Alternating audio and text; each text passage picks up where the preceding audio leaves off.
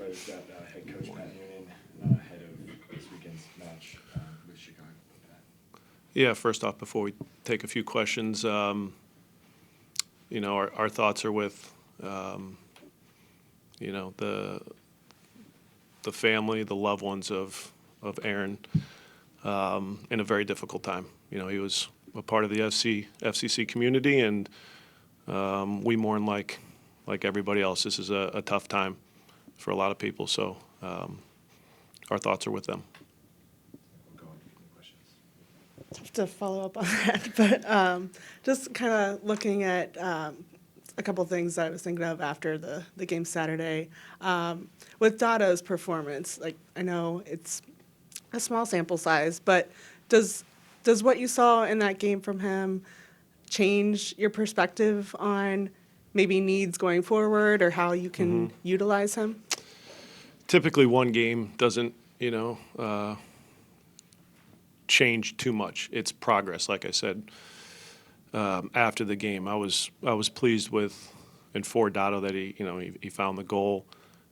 Some of our best attacking moments I thought were through him. So much like training, and especially for a young player that hasn't been getting consistent minutes, it's consistency in his play. And so the idea is that he builds on that and continues to show in training the way he did leading up to the DC game, and hopefully it gets a little bit more confidence based on how he helped us go and get a result. So it's one game. I don't want to get too ahead of things in terms of Dado, but that's the message really to him and to any of our guys that have a good performance. It's how do we continue to perform in that manner.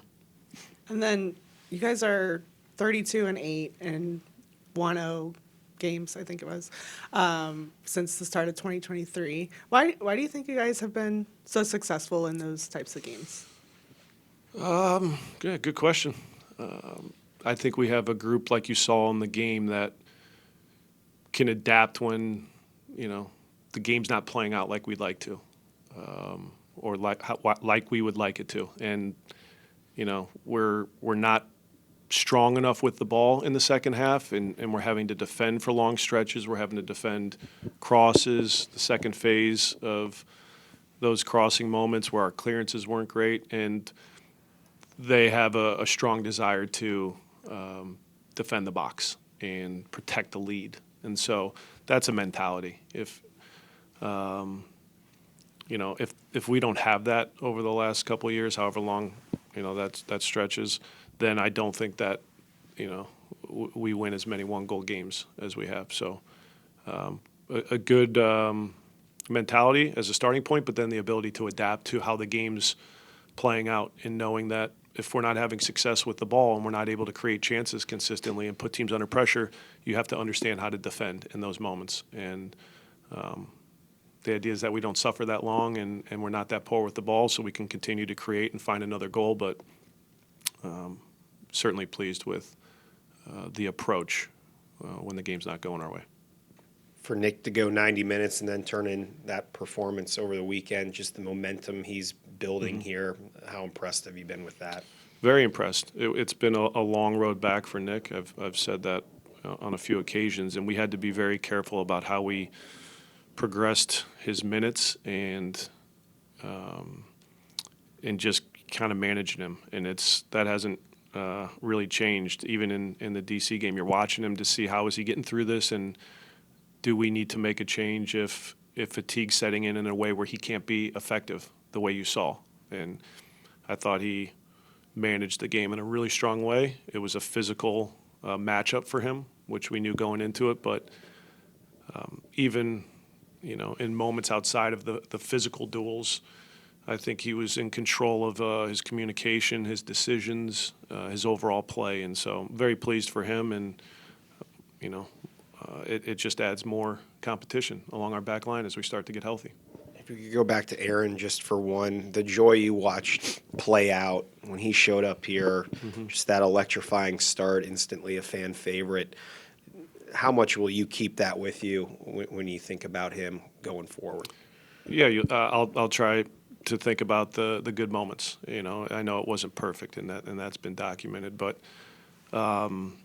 Aaron was a part of our Supporter Shield winning team in 23, had some very important goals and contributions along the way. And so that's what, you try to remember in a difficult time.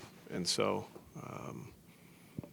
yeah, it's tough. But like I said, he was a part of our family, and, we're here to support, those that are close to him. Pat, I'm struck by, as Matt begins to return to the group, especially after making his debut last week, you've had really strong performances out of all of your center backs, Teenage, Gilberto, Matt, Miles, and now Nick. I guess how good of a problem is it to have so many of those guys performing, and now that they've maybe earned opportunities because of their play, what's your approach to how that'll look moving forward? Yeah, game by game. We'll see how Matt continues to progress, how Nick continues to progress. Teenage is, getting closer, and with the other two, with Miles and Gilberto, it's great competition, and I think there's going to be a stretch. Once we get out of this one game a week, when we get into May, and we start to add midweek games, that's where we have to be really mindful of where Matt's at, where Nick's at, and knowing that, are they ready for 3 games in a week, and if not, hopefully we're healthy and we have, all of our center backs performing, and then I think we'll be in a pretty good place to manage that period. Then I wanted to ask you about Chicago, particularly with new head coach. They seem to have gotten to a strong start, particularly on the offensive side of the ball. Right. What are you seeing from them, and what do you expect to have to do to stop that offense this weekend? Yeah, Greg's done a really good job. You can see ideas, evolving, getting better. The results, obviously, have been pretty good if you're talking about a new coach with a bunch of new players. So you mentioned the attacking group, the winger play, with Kuipers, Central. I think they've been pretty consistent as far as those 3 working together and being very dangerous. Gutierrez comes back into the mix. They've, I think they've had more rotation centrally. So what that looks like remains to be seen. But, they want to play. You can see that. But they also have, I've seen when teams have stepped up at times playing direct, and if that front group is able to secure the ball, then they have a lot of, I think, creativity and movements that cause the opponents some challenges. So those are some things that we've noticed. I've also, if you look at the pressing, they have a lot of different pressing ideas depending on different opponents and different structures. So we have to be prepared for a variety of ways that the front 3 will apply pressure, how the central players are pressing the ball. So that'll be a good challenge. You mentioned Teenage progressing. Could we go through some of the injuries with like Obi in particular? Is he needing any further reevaluation or? Obi's day to day, and Teenage is probably 2 weeks away. He won't be available for Chicago and likely the following weekend, but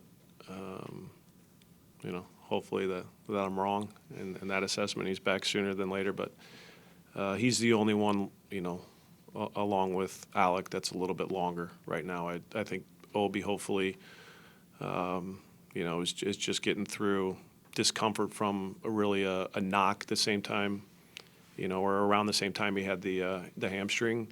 He had a contusion, and so it was one that caused him some discomfort, and that's what we're trying to get through. And then is Evander, I've seen he's been out there He's last back. couple days. He's back. He's been progressing in a good way, and a lot of it was pain tolerance. A lot of it was comfort of striking the ball, and every day that passes, he's a little bit stronger and a little bit more comfortable. And then what about Kubo and Corey Baird? Yuya is probably, I'm hoping, a week away. Timeline, around, I'd say 5 to 10 days. Again, that's a broad range, but we have to see next week how we get through a couple more hurdles for him to get over, and then Corey's back. He'll be available today. So Did he was dealing, because I was a little, Yeah. when you mentioned him on Saturday, was that, He was dealing with some discomfort. We felt like it was worth bringing him on the trip, and if we needed to put him in the game, I think he could have gone out there and helped us see out the game. But it got to the point where we didn't think it was necessary, so needed a couple extra days, and today we'll be back with the group. and then, sorry, you also mentioned Alec. I've been meaning to ask about him, because where is he at? Was he, because we'd see him out Yeah. there, and then. Yeah, it was a like, long, like Nick and Matt, it's been a tough road back because I think, he worked really hard to get to a certain spot. And then, just in the evaluation of where he was at as far as strength and kicking, there was concern there. And I know that was frustrating for Alec, just as far as, thinking, we're getting closer. So it was to try not to have a major setback. And so we kind of pumped the brakes with him, and now he's, back partial, and we'll have a plan to hopefully get the strengthening at a good place so that there's no concerns about really the kicking part of his game. But it's not just the kicking; it's an explosive position. You have to be able to push off, and so there are a lot of factors that go into making sure that when he's full go, his body's ready. And then, sorry, not to monopolize but going back to Matt, just with how much can we expect from him these next, I guess, really like looking at the next month or so?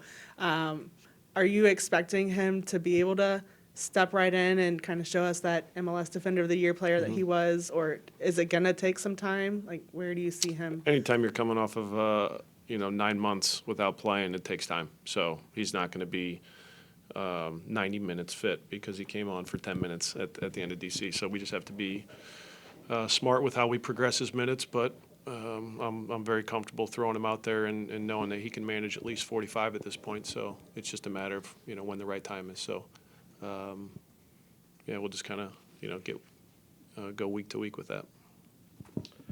Pat, we saw Stefan Sharilla appear for the U18 Academy team Yep. at the GA Cup. Could you share a little bit about what the approach was having him go there after making an appearance for you guys a week earlier? The importance of games. We've kind of had a plan laid out for a lot of our top young talents in the importance of playing games and getting minutes. And if we felt, okay, going into a certain stretch, what's the depth look like? And if, Stefan wasn't going to be, the first or second or third option off the bench, let's get him games. And so that was the decision there, and he went and did a good job. So for players, like Steph, at this stage in his career, minutes, games are the most important thing. And so if it's not with the first team, there's a plan to continue to progress him and develop him with minutes elsewhere. So, that was, I think, the right decision, and he had a really good approach to it and scored some goals and did a good job. Yeah, sorry. I know I keep asking about the window, but just looking at like U22s, I was kind of interested in your perspective on those positions in particular. Well, first of all, would you be disappointed when you have 3 more slots that you could fill? Like, would you be disappointed if there aren't any more of those? And then I have a follow-up to that. No, like I say all the time, if we don't feel the right target is available, you don't want to settle, because then, then it's a mistake because you force the issue. So I know, Chris, his guys and us, we're having a lot of conversations around what we need to help our group and add to our group.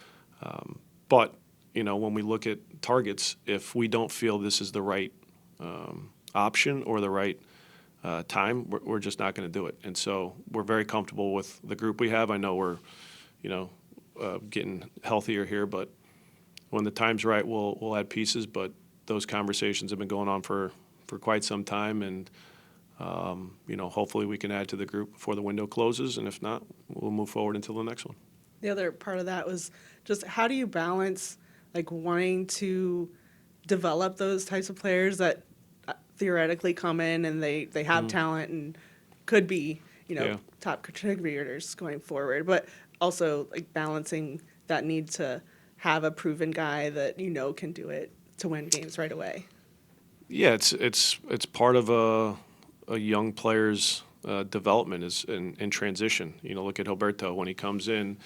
He's a top young talent that we identify. Whatever the tag is on these players, U22, senior minimum, senior, whatever it is, whatever the age is, you're trying to improve players. You're trying to make them better. And when you're talking about a young player that's less proven, it's our job to make that player better. And I don't get too caught up in the U22 stuff, the tag that players have. It's how do we make them better, and how do they fit into our group to make our group better? So that's kind of my approach with it. But whatever targets that we have, it's whatever age they are. Do we see a prospect that we think can help us long term? And sometimes it's also looking at a prospect where there's potentially a future sale if it's a very promising young player and that they have aspirations to go on to bigger leagues. So those are all part of the conversation.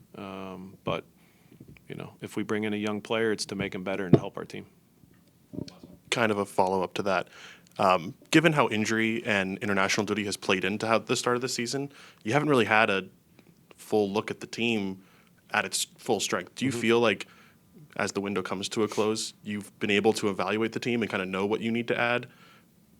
From your perspective, I guess I can't ask you to speak for Chris, but Yeah. because you haven't had that full group all together at full strength at one time. Yeah, we know what our players are about. We know their strengths and weaknesses, but we don't know what the group is about because we haven't been together, like you said, with a healthy group, a full group, week to week.